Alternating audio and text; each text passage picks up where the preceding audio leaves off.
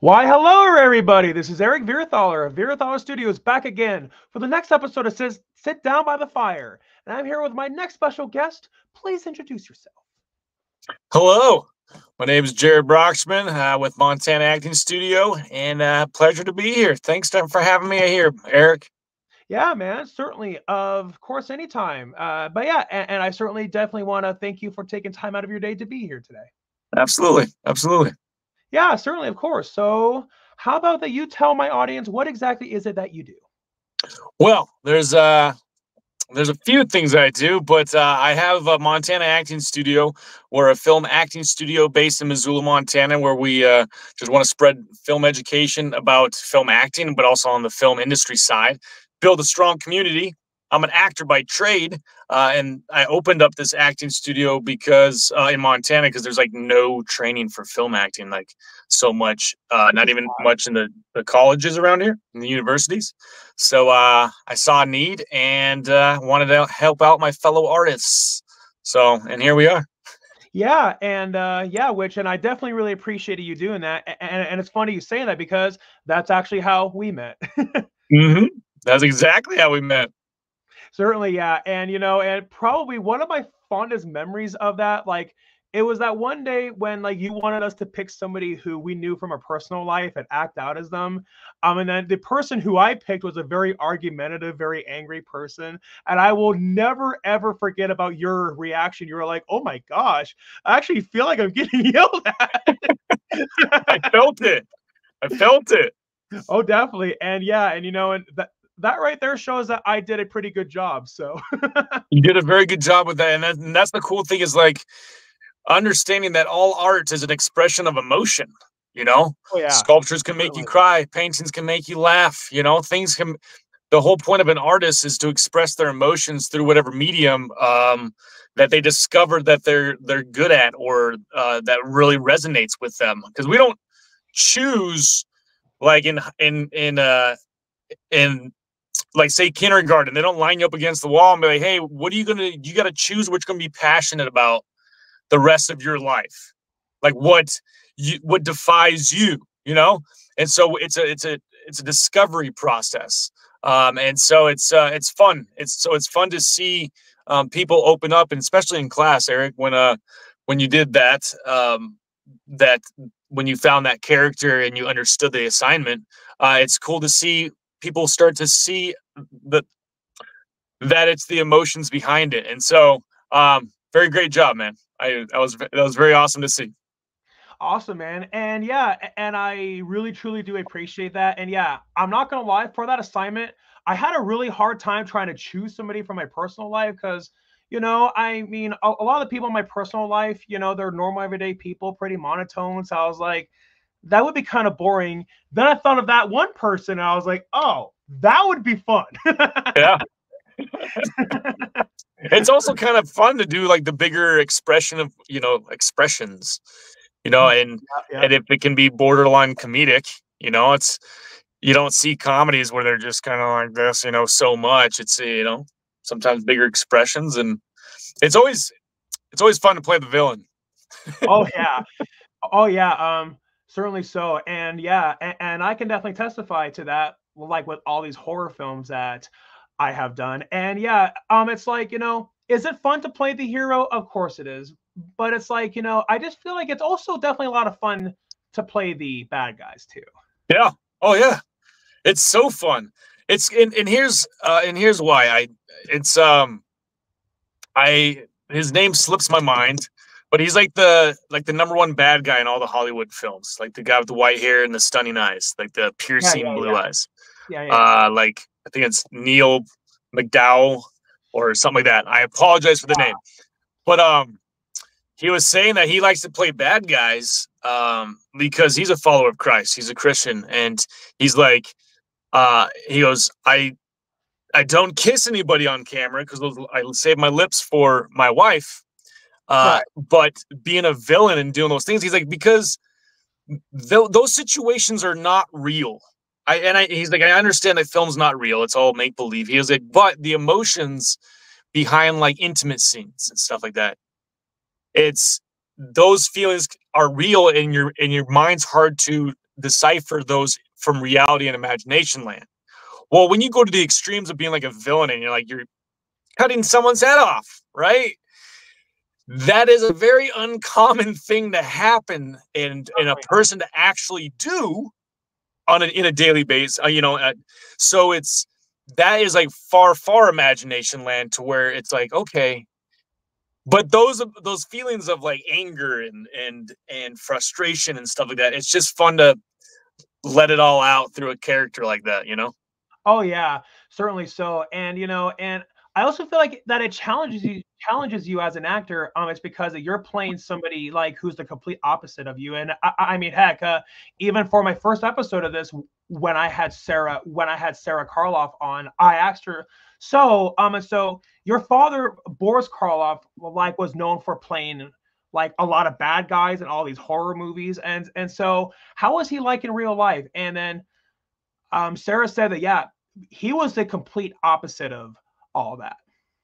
Yeah, I've noticed a lot of characters too, and seeing a lot of these big name, really professional actors, see them off camera in between takes, and you're like, look at that, they're just human. They're just a real person, and it's all make believe land. And being able to see that and know that they're not this evil person, even in person, it's just a character. Yeah, which it's definitely really nice to know that. It's because, say for argument's sakes, if you met Jeremy Irons in person, knowing that he played Scar on The Lion King and he also was the bad guy in Die Hard 3, and yeah, he's played a lot of bad guys, and I can see why. It's because Jeremy Irons just such a good job at it. And so then therefore, if you met him in person, you'll be like, oh gosh, I really hope you're not going to push me off of a cliff. Yeah, exactly. You're like, please don't do that. Please don't. But yeah, and it's a prime example of why film acting is in the eyes. And the same thing, we were born with our eyes. We didn't choose the way that they were, but they carry the emotion, right? And yep. So there's times where I've come across actors, even my mom. So she's been a theater actress for over 25 years. She's taught it, just like local stuff, but she's really good at what she does. And well, her eyes, she's a very sweet lady, a very kind lady, but her eyes are not those soft, they're not the soft eyes that you would need for a certain type of character. And I was casting for a character, and she really wanted the part, and she did a great job, but there was just something that wasn't working. And that's what I tell my students too. It's like, there's no right or wrong way about filmmaking or art. It's, does it work? Because there's also like structures to things, but you can still have creativity in that structure, right? Yep, so yep. I had to tell my mom, I was like, and I mean, I have to break this to her gently, but I was like, hey, do you understand why like acting's in the eyes? And she's like, yes. I'm like, well, with this character, your eyes are just they're not that, and there's nothing wrong with that. And as an artist, you have to be okay with things that you cannot do, even though you want to do it. Be okay with it and be like, okay, I can't play that. Well, I honestly don't think I'll ever play the hero in a film. Maybe the goofy guy, because I get killed in a horror movie. I'm the goofy guy that's like, that's not what we do. We need to run this way, because if not, because this is how they die in horror movies. I'm that guy, right? And so I don't think I'll ever play the hero because of my eyes, the way that they are, unless I do some crazy transformation Jared Leto style, which, yes, people can do that, but there's a very small percentage of artists that can really get to that point, that can really transform everything about them. Everything, yeah. To where you're like, you can never, not even their little mannerisms. Because Jim Carrey, he can play a lot of great like a lot of great roles, and he does an amazing job. But there's still a little bit of Ace Ventura in every single one of his roles. Yeah. You know what I mean? Because that's Jim Carrey. And there's nothing wrong with that. It works. Certainly, yeah. So as an artist, you just got to be okay with like, well, unless I really, really, really, really, really work hard or prosthetics or something, it's probably not going to happen. So what can I work with? I'm typecast? Great. That means you're a steady working actor and you're good at what you do, Yeah. and people like you for that role. Like the guy off Die Hard, you Yeah. know? He plays those roles well because it's in his eyes, and that's just the way that he is, and it's awesome. There's a Oh yeah. place for everybody on camera. You know what I mean? Yeah, and it's funny that you mentioned typecast, and I mean it goes back to my first interview on this podcast when I had Sarah Karloff on, and I also asked her, and so how did your father feel about being typecast in all these horror movies? And then Sarah answered with, my father fully embraced being typecast. It's because he said a typecast actor is a very lucky one. Exactly. And a lot of people try to make it the opposite. They're like, oh, you don't want to be that. It's like, why not? You're a working actor. Because if you don't do your craft, you get itchy. And up here in Montana, when it's like 5 months of just darkness and not much going on with the film industry or whatever, we have to find other avenues. And I'm trying to create with our acting studio other avenues, like a live sketch comedy show, to where us artists can actually do something, a community. Because up here in Montana, we're too small and too spread out to do this by ourselves. Certainly, yeah. And so it's building this community up here and just focusing on the art. Because we got the time, we got the people, we got the talent. Why not throw some stuff together, you know? Oh yeah. Oh yeah. Certainly so. And yeah, and what I also really loved about about the Montana acting studio is that it made it very convenient knowing that it was online. Yes. Funny Definitely, story yeah. about that. And Yeah. I know that there's that event coming up, and yeah, if it was online, it would make it easier for me. But since What area of the state do you live on? I live in Billings. You live in Billings. Okay, yeah, that's a very far drive. That's a very far drive. I'm going to be doing those free workshops / community networking events where we're looking for volunteers. We're looking for. I just started since we're a community, and one of the things as an artist around Montana is say I got a gig out in Billings and it's a low budget and I have to drive that. Maybe they'll pay for my transportation. But I got to look for a place to stay, and ballers on budgets here. We're starving artists here. I just started up the couch crew, so people can sign up to offer a couch or a private room free of charge for an artist that's needing a place to stay in that town while they're working for a gig or a project or filming. And then the people that want to be part of that can accept those couches or those spaces, they'll sign up as well and will be all safe. There'll be a contract as far as just saying, hey, be good, be nice. If you're a felon, we'll take that under review. That doesn't mean that's like you're off the limits, but we just want to keep the safety of the artists and the couch crew, the people that are housing the artists, and just stuff like that. Those little programs to where it's the community helping each other. So that way, with our time and our money, because we don't have much of money, but we have, I feel, a lot of time. So how can we help? Oh yeah. Oh yeah. Certainly so. And yeah, and so you actually have done some movies here in Montana. I know that you're in Somewhere in Montana, which I heard is coming out in January. I mean, it was supposed to come out last month, but for more reasons than one, I don't know the full story. It got delayed. But hey, I mean, there's that saying like that, it's better late than never. And you also did Nexus of Evil, and I'm also sure that you've done plenty more movies. But yeah, as far as Nexus goes, from what I heard, it was shown in a few theaters in 2020, but it hasn't been released like on Tubi or anything. Nope. And I have been wanting to watch it, but the problem is I don't have anywhere where I can watch it. So I can give you a little bit of detail of I believe because I haven't had that much information. They did a private. They didn't do a private. They did a public viewing last Halloween up in Polson at the Showboat Cinema up there. Okay, cool. But I believe they're going to be releasing that VOD after Somewhere Montana is released because it's the same production company. Makes sense. So, yeah, good friends of mine, Nova Vento Entertainment, great people.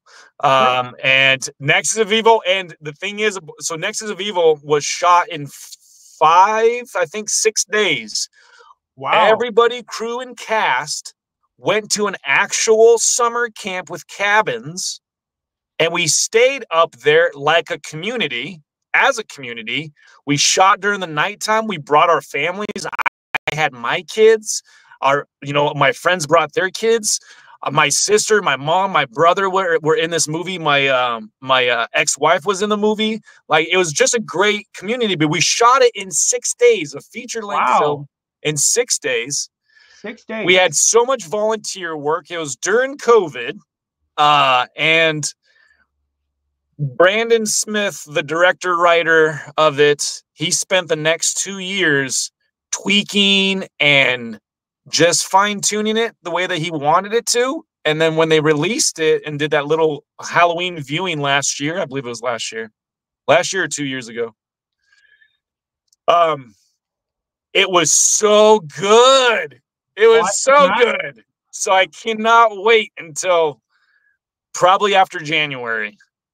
January 10th, after Somewhere Montana. Stay tuned, but I want people to see it because it's really a great movie.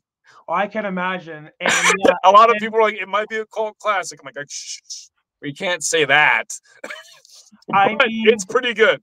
Well, and I mean, to be fair, I mean, from what I heard, a lot of the people who made the original Halloween and all that, they all said the same thing. And like, they all said, well, we don't know like where it'll take us. And then, everybody who made the original Halloween and all of those other, big name horror films now, a lot of them, they all said that at that time when they made those movies that they had no idea that they were going to become like what they are now. You never do. No one ever does. And that's the beauty of it, because what that means to me is take every opportunity that God gives you, the higher being gives you, the opportunity, and just be in that moment and savor it and just show up, do the best you can with what you got, support your fellow artists, collaborate, make everyone's job easier by showing up and doing your job the best you can with what you got. And if it takes off, that's amazing. That is prime example of showing that something magical happened with a community of people, artists together, making something beautiful. And it's like, don't turn your nose up to opportunities because you think you're bigger than them. If you genuinely like it, do it. Exactly. Not because of this or that. If you genuinely love a project and you want to be part of it, don't let nobody tell you either way. Don't let someone pressure you because of this. Do it. Yeah. You never know where it's going to go. Yeah, exactly. Like, life's way too short. And and I can definitely testify to that because you probably have seen my Facebook post about it, but about how growing up for the majority of my life, I hated country music with a burning passion. I would get so angry when my parents and my friends would turn on country music in the car. I would go like, oh, I hate that. Then fast forward all these years later until this year, I actually was in a country music video. And originally I thought that, I don't know how many people are going to see this videos because honestly, I thought it was just for a local band. And I was like, but I will take this opportunity and I'll see where it takes me. And then I went anyway. And then I met some fantastic people and I am really glad that I went. Originally, I was just going to be an extra. And now I'm not saying that there's anything wrong with being an extra, but gotta start somewhere. Exactly. Yeah. So I was at the right place at just the right time. And then the director, who is from LA, he spotted me and he offered me a bigger role. And I was like, well, does a bear crap in the woods? Of course I do. And then he told me I'm going to have a beer bottle smashed on my head. I was like, well, as long as I don't have to go to the ER. And he said, no. It's not a real bottle. It's sugar glass. You be good. Sugar glass. Yeah. And then he told me I'm gonna have a fist fight scene. I'm like, that's a You did once a in a good. lifetime I opportunity. watched that music video. You did a great job with that. Thank you Like so with much. the whole, I saw the behind the scenes, but then I also saw like the actual music video. Dude, it was you did Thank a you. great job, man. Thank you so much. Yeah, and Like how many times you get punched? Like 10? around there, I would say, and yeah, and what made it so much fun, everybody there was cheering and yeah, it made it that much more fun. And honestly, that's the most fun I've ever had with any of my acting roles. And that says a lot, is because I've had fun doing every role that I've done, but that one in particular, that was the most fun that I've ever had. And then later on, I found out, no, it's not for a local band. It's for Cecilia Rose. And I saw on her Instagram, she has 1 million followers. I was like, people are going to see this, and I have a very noticeable role. Yeah. How does that feel, man? Honestly, I feel great, and it goes back to what you said. Take these opportunities, even if it's not right up your alley, and yeah, and I mean, just imagine what I would have missed out on if I would have said, nah, I hate country music. I'm not now. To be clear, I don't hate country music as now. I sorry, and I'm not saying that and I'm not saying that just because of that experience. Just as time went on, I started to dislike it less and less. I mean, there are some artists who just aren't my cup of tea, but nowadays, Understandable. yeah. I mean, it may not be my go-to genre. I mean, honestly, I'm more of a rock fan. It's just how I roll, and Yeah. You didn't choose what your ears like, dude. exactly, yeah, Like yeah, that's fact. You didn't exactly. choose what these like. Now there's a way to handle what you don't like and what you do like. You know what I mean? So if you Sure, if you yeah, don't like something, it's not you're going around bashing it, or if every time you hear it, you're all, you know what I mean?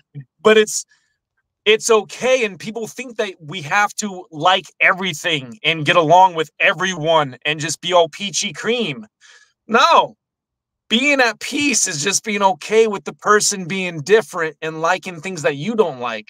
I yeah, do not like organized sports. I don't like watching them on TV. I'll go to a sport game, I'll go to that, but I cannot stand people saying my team. Nah, nah, nah. I'm like, your team? Do you play on it? Do you own it? It's not yours. You're just a fan. That's like, yeah. point is, I don't go around bashing on it. I don't go around like, it's just like, okay, I understand it's for people. I'm like, just like I like window shopping for weird kitchen utensils. I never buy anything. That's weird. You know what I mean? So it's like, just let people be who they are and just accept it. And it's okay. You know what I mean? It's like, all Yeah. right. Exactly. It's funny how you mentioned that about sports, because honestly, not that I hate sports, it just never really was my cup of tea, Yeah. which is ironic considering that my whole entire family is crazy about sports. But hey, and I mean, it goes back to what you said. I mean, it's about accepting people for who they are. Yeah. Yeah. For who they are, not what you want them to be. And if Exactly. you also take that approach with looking at all art forms, it's really more it's more difficult to be disappointed if you go watch a movie like Hocus Pocus 2, right? Came out Yeah. a few years ago. Yeah. Great movie, right? Was it Hocus Pocus 1? No. No, because it was 25 years later. The actresses have aged. It's a different storyline, and it'll never be Hocus Pocus 1. And people were bashing on it because they're like, oh, it's not Hocus Pocus 1. No, duh. Duh. If you understand that, you can't, it's harder to be upset about it. It is, You know what yeah. I mean? It's harder to be all meh, meh, meh about it. It's like, just accept it for what it is. It's Hocus Pocus 2. Yeah. Exactly. And I mean, getting that lightning in a bottle, it's not as easy as it sounds. I've talked with friends that I've worked on productions, locals, right? We're all chasing this dream up here, building stuff up here. We're not just trying to get involved in the industry. We're trying to create the infrastructure and just keep doing this so we can do this more than a few months a year, right? Yeah, But certainly. when we filmed Somewhere in Montana, that was like the biggest project that us locals did at that time for my little closer knit group of film friends. I work with a lot of people, but I work more with other people. It's just part of the game. Nothing wrong with that, right? Right, yeah. But so many of the crew was like, we had such a great family and community and great time on making Summer in Montana that it was hard to replicate that same feeling in a different project. That Yeah. emotion of just being there. So it's like you take that into that's fact and reality about this crazy dream and journey and career that we have.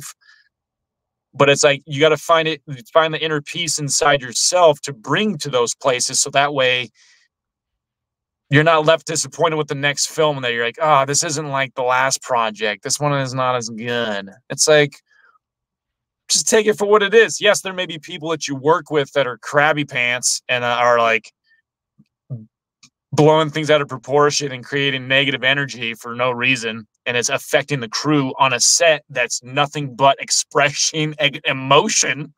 They're all delicate creatures. You got to be gentle. You got to, there's so many emotions on that set. And so, unless you get like one of those where it's just that, which I've been on a few of those too. But I've had more experience on the positive side of positivity, good mornings, taking. And this is with every movie that I've been on. And I believe this is with any movie that's ever been filmed. Something's bound to go wrong. And it always feels like it's the end of the world for that project. But then the next project, something happens that feels like it's the end of the world. So realizing that every project you do, something bad is probably bound to happen. What are you going to do and how are you going to treat the people around you when that goes down? Because you're not caught off guard at that point, or you shouldn't be. Certainly. Because it happens every project. Every project. Doesn't matter how small, how big. Because guess what? The little projects have the same, I feel the same amount of problems, if not more than bigger ones. Because there's more moving parts now. You have like 300 people working on crew, right? Yeah. Not 300, but a lot. So more moving parts, more things bound to go wrong. So it's just, hey, take a few deep breaths. You know, it's all good. Because what matters is how the people around you feel at the end of the day, including yourself. Certainly. So how can you take the talents and things that you have, and how can you use those for good? Oh yeah, certainly, yeah, and from what I heard about Somewhere in Montana, I believe Diana told me about this, like that movie cost about like what, $1 million or $2 million, and yeah, like for a movie made in Montana, like made entirely in Montana, like wow, that's impressive. Yeah, it was. Well, it started. I don't know, like the stuff on the back end, but I knew it started out with a very lower budget. But as it built, you know, it got a little bit bigger. But just where it started to where it has gone has made leaps and bounds in the independent film industry in Montana, especially. Oh yeah, certainly. And the potential of where it can take so many underdogs that I found.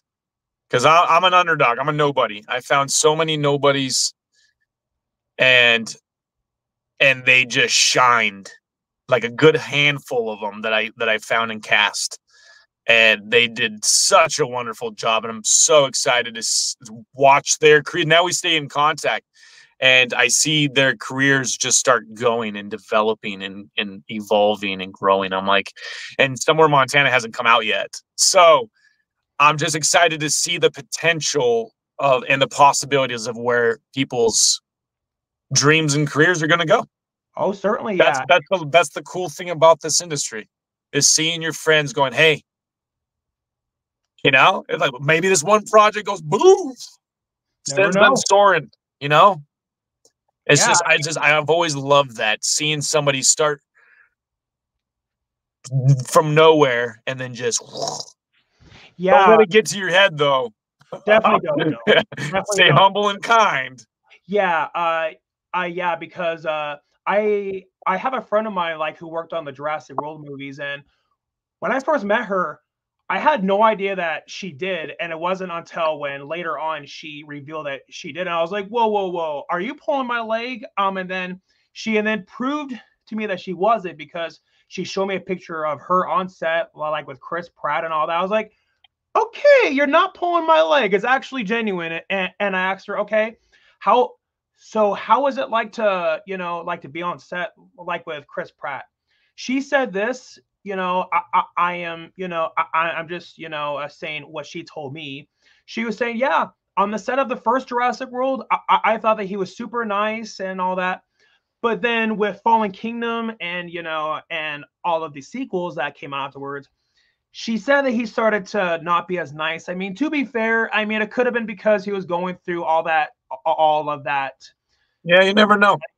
I mean, it could have been because of like Anna Faris. I mean, it's possible that would make sense to why that would take a toll on him mentally. But yeah, but I mean, it could have been that. I mean, it could have been because he let all that get to his head. I mean, never know.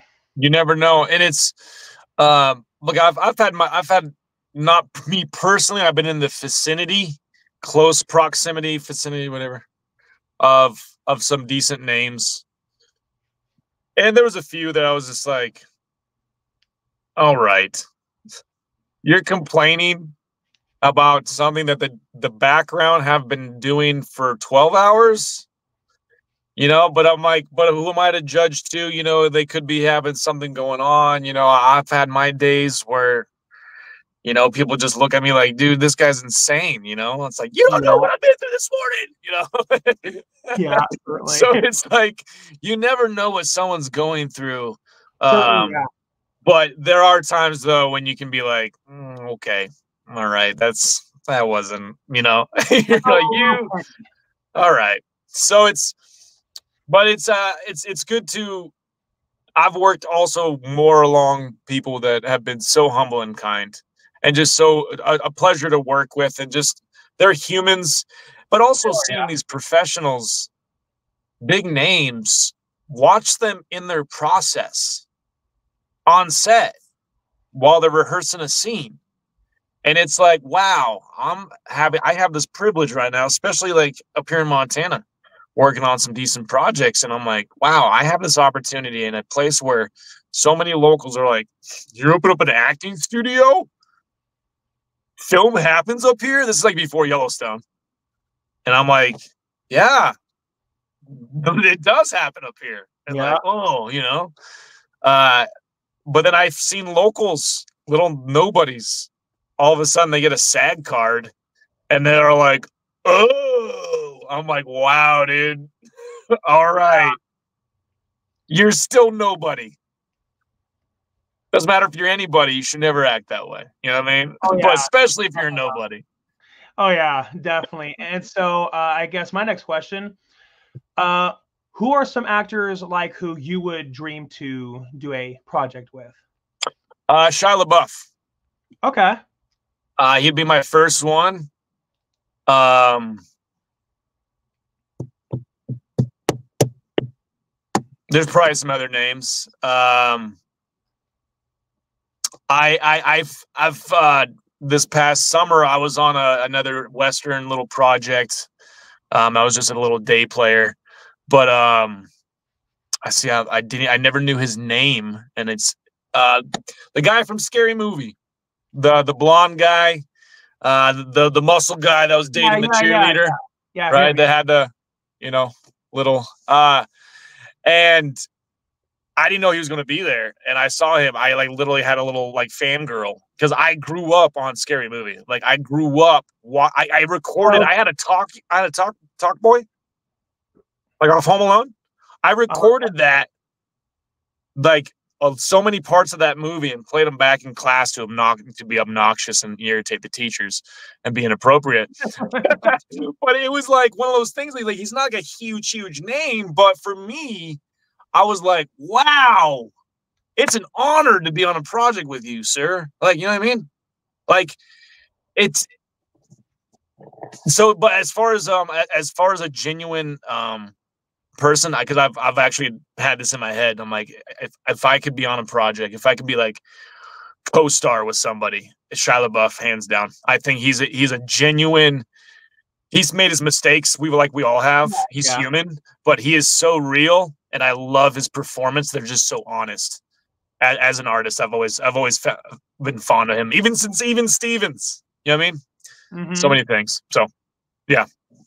Oh yeah, certainly, yeah. And and I mean, it's a real shame like that some of his mistakes have cost him a lot. But hey, and I mean, ultimately, what matters is that when you make a mistake, do you learn? Yes or no?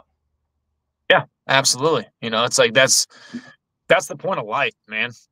Like, yeah, certainly, yeah. We've been making mistakes since we were born. That's how we learn, and being okay with it and learning from it, not doing it over and over and expecting different results. Albert Einstein. So it's like, sometimes it's fun to go and purposely fail at something.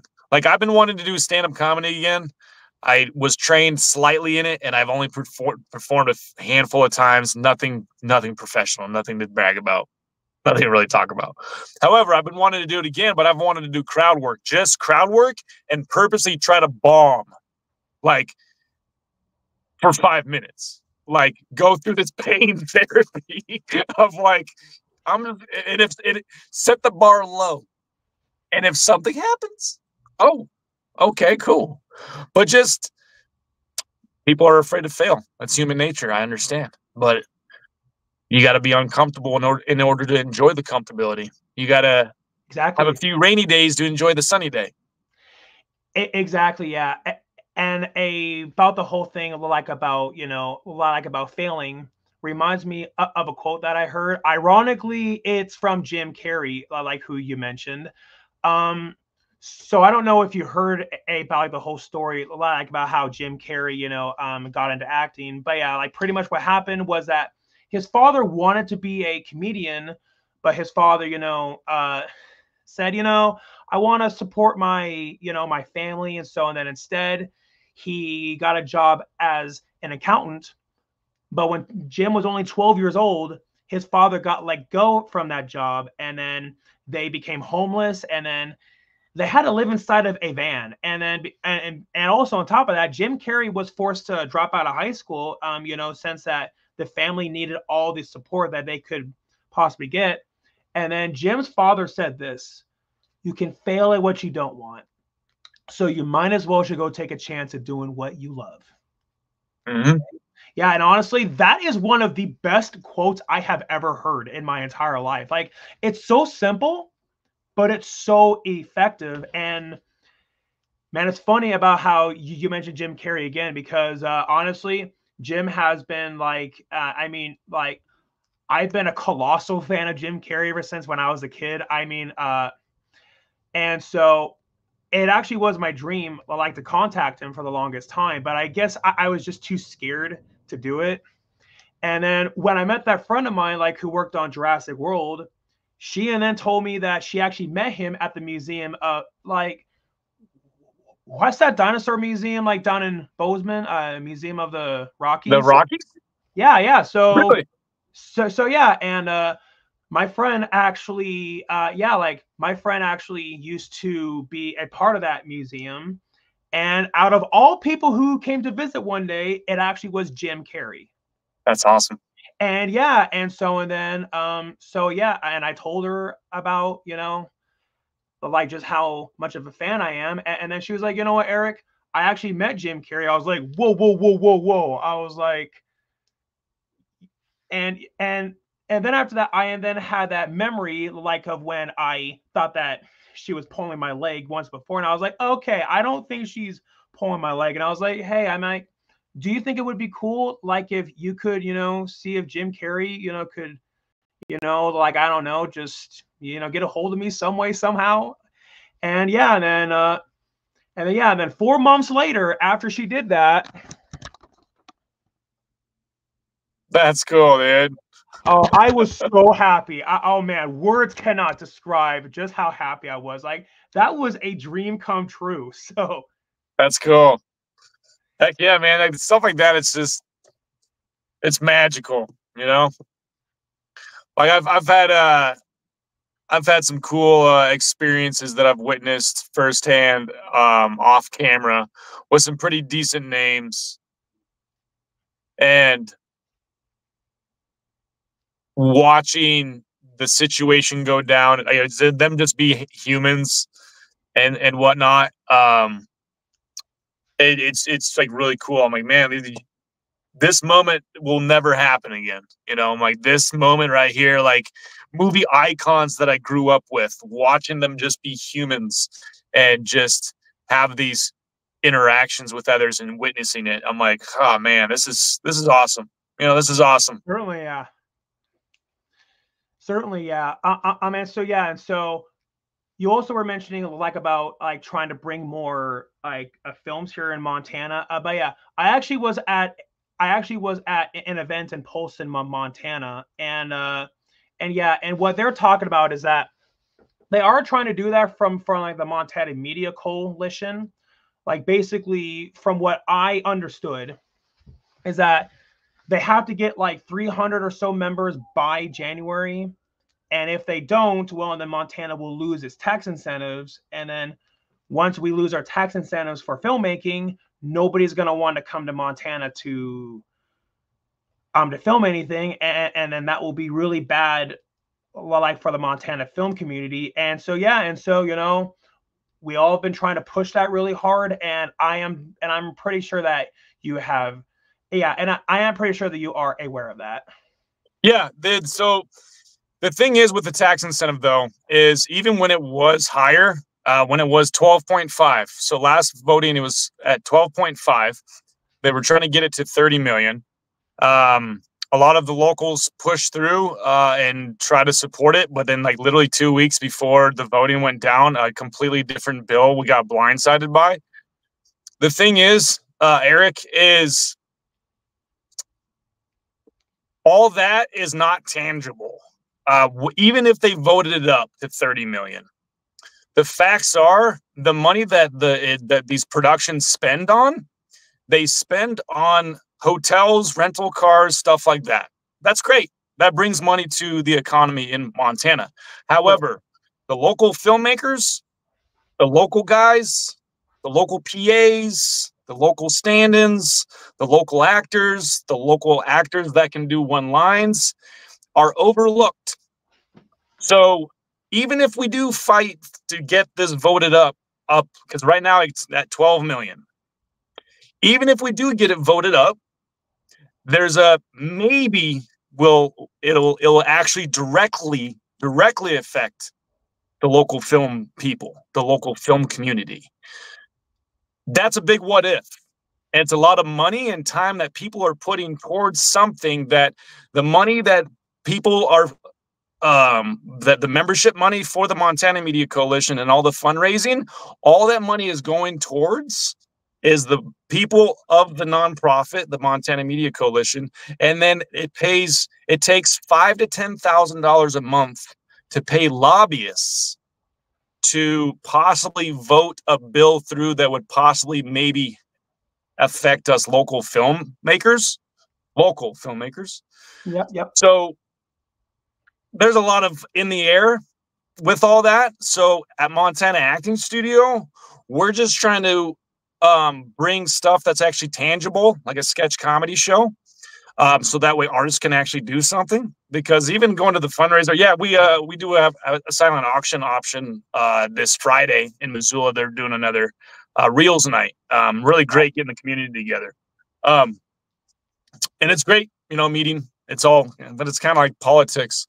So we're creating like a sketch comedy show, like SNL type, to where we'll be able to have actors come, audition for them. Local writers write for the sketch comedy shows. Actors can sell tickets, and if they sell tickets, whatever tickets they sell, they get actual cash money back for their performances, like all this kind of stuff. So that way we have something that we can actually tangibly do and we can meet on a regular basis, because we've done a lot of networking events, but there's nothing like after those.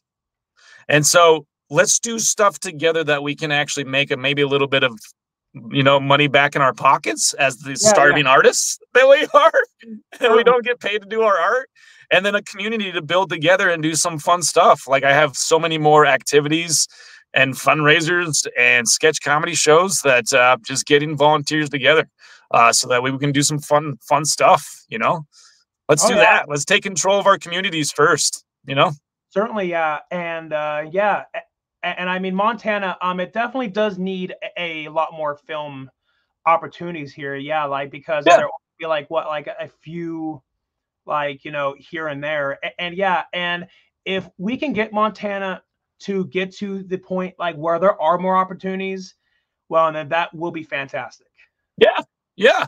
And it's it's great to just even just do the training. Like, during the wintertime, there's not a lot of projects going on. So let's do training. And so let's train and educate, which means let's just show up together via Zoom, via in person, do classes, do workshops, do just gatherings, networking, sketch comedy shows, gather for those, create little tiny events to where we can do some fun stuff, to where the local actors can do some stuff, the local writers can do some stuff, the people can just volunteer and hang out, and just, because I'm tired of being bored by myself during the wintertime. You know what I mean? You and me both. Oh gosh. Let's get out and do stuff, Yeah, exactly. And it's like, nobody wants to be all bundled up and all isolated inside of their home at times. Screw that. Yeah. Yeah, exactly. Yeah. And so was there like one movie like that really inspired you like to pursue acting? Not one movie that inspired me, but one situation inspired me. When I was, I think, 8 or 9, did the backlot tour to Universal Studios, and they would take you through the back lots and they would show you the sound stages. And at one time they were filming Jingle All the Way, like the downtown scene, with all the fake snow and everything towards the end of the movie. And seeing that, and then just seeing the old decrepit Jaws Mechanicatron, that's was falling apart at the time, and just seeing how the movie magic happened, like going to the back when Backdraft, right? That movie Backdraft. Yeah. When that was popular, they had the fire exhibit to where you could actually watch them create the fire and explain how the fire moves and all that kind of stuff. Just seeing how all this was imagination land and anything was possible. And so just knowing that, and I was like, man, you get to do something fun and new every time. You're not a 9-to-5 boring job where it's the same thing. Like in high school, worked at a grocery store, and people had been working there for 30 years already. And then I graduated high school, came back 10 years later, and they're still working there. And I'm like, didn't you ever want more? Exactly. Life is way too short to not go do what you love. And I'm like, if you love it, then cool. I guess grocery stores need people, I get it, but not for me. Definitely not for me either. And it's funny that you said that, because before I started to take my dreams more seriously, I actually was, because I actually used to work at Albertsons. Yeah. First I started off as a courtesy clerk, and then after that I got moved to stocking foods, and then to non-foods, and it's it was fine and all, but it just wasn't what I loved. And what I've noticed, when you don't go do what you love, you just don't feel as fulfilled with life. I was going on 3 months ago. I was here in Montana too as an artist. You have to have, because of the acting studios, we started during COVID, so it's still in the steam engine stages, because we just officially became a nonprofit this past February. But Speaking of trains, my thought derails all the time. Thought train. That's okay. The acting studio. Let's talk about the acting studio. You were saying like about how it was like a nonprofit. Yeah, we turned into a nonprofit. There was something else I was gonna say. You're saying like about a few months ago that it Oh, had a change in the thank you, Eric. I appreciate yeah, you. We're certainly. back on track. All right. Here we go. 3 months ago, I got randomly fired from my day job, and I was like working 45 hours, like working my butt off, and still trying to pursue, all my arts, my acting, still trying to, build the acting studio, and I wanted to, by next summer, become a full-time performing artist. So I have my living statue bronze cowboy where I hold still and I scare Yeah, people. I post the shorts and little videos on YouTube, and I've gotten into music with my brother. So just a lot of just artist stuff. And I was fortunate enough that I've been able to make a living doing that for the past 3 months as a performing artist. I don't have a 9 to 5 anymore. And so I love what I do, and I'm actually making a living doing it. And I'm finally taking charge of my time and saying, hey, I'm not turning down opportunities because of somebody or because of a unsupportive partner or this or that or time or sphere or whatever. I've been doing that for 37 years. I'm done. So it's like now opportunities are starting to open more, and I'm like, sweet, so but there's a little bit of fear of stepping out into the what if. Because I'll tell you what, I don't know where my soul income's going to be coming through the next few months. I don't at all. But that is not stopping me from doing what I love, and I don't regret what I'm doing. Exactly. Yeah. It's because eventually all of us are going to die. And the very last thing that we want to happen is that on our last day, on our deathbed, do we really want to reflect back on our life and go, man, I really wish I would have, done Yeah, this. woulda, coulda, shouldas. Nope, I will never. I have never been, and I never will be that guy. Woulda, coulda, shoulda. Yeah, exactly. Because if anything will mess with your mental health, it's definitely missed opportunities. Absolutely, man. Yeah, 100%. Yeah, definitely. I'm glad that you see that, Eric, because that's it's not easy for a lot of people, and sometimes it's impossible for some. Exactly, yeah. And so many of us are so scared to take chances in life. It's because we're just so scared about, oh, what if it doesn't work out? Which, and I mean, I get why that they say that, but the other side of that coin is that, what if it does? It's what's that one saying? You'll miss 100% every shot you don't take. Yep, exactly. And and then people were telling me, Eric, Jim Carrey is never gonna get a hold of you back. You don't know that. You know what I mean? Funny they say that because I have proof that he actually did. So that's great, man. It's those people that go, meh, meh, meh, meh. You're like, it's good. Like, all right, say what you want, but you don't know. You have no control of my future.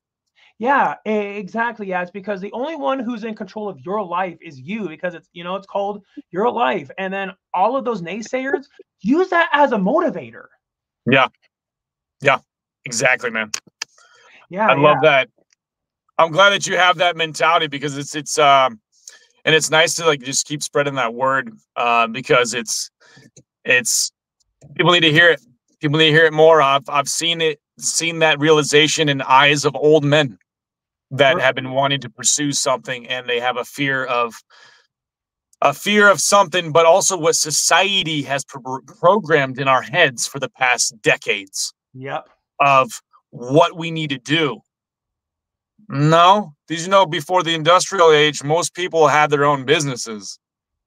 People did their own thing. They didn't work so much for somebody. They weren't an employee. Humans were not made to be like that, all of us. Most of us. We have some kind of enterprise. Heck, it's in the Constitution. You know what I mean? Yeah, it is. Yeah. So it's like we were created by a creator to create in some way, shape, or form. Certainly, yeah. And but yeah, we're almost to the hour mark. Yeah. So usually what I will usually what I will end it with, I will so yeah, the two final questions. The first final question, you know, besides the advice that you just gave, what is some either advice to anybody pursuing the like to anybody who's pursuing film that yeah, just any advice that you want to give to them, and either that or what's some life advice that you want to give to my audience? I like to keep things easy and structured into threes. Okay. Stay passionate about whatever you do, whatever has chosen you and you've discovered about yourself. Stay passionate about it. Keep moving forward with it, but do not be desperate. Do not look desperate. It's not a good look on anybody for any reason. Too many artists I've seen, they're passionate and they drive it, but they're really too much and they don't know their audience. And they're like, I want to be there. I want to be there. I want to be there. I'm happy to help. I'm happy to help. I'm happy to help. I get it. Thank you. But just ask, get the answer, move on, don't bug type deal. And third, show up 15 minutes before you're supposed to be there on time. Show up and do your job the best with what you can and what you got. And if you can't do it, say you can't do it and don't do it and be okay with it. Yep. Always know your limits and your boundaries and be okay with it. Don't fight it. Exactly. Because if you're not honest, that will backfire. Mm-hmm. You say you can do something, you show up, they trust you. That could have been your last time. That could be your one shot, and you weren't ready for it. Yep. And it goes back to one of the things that you were saying, like in that class that I took of yours, is that, yeah, once word goes around about you in the industry. Yeah, it could be. It's a small community, and it's a you have to trust people in the community in order to work. Certainly. Trust and respect. Definitely. Yeah. So anyways, my final question that I always ask my guests, is there anything coming up for you that you want to plug?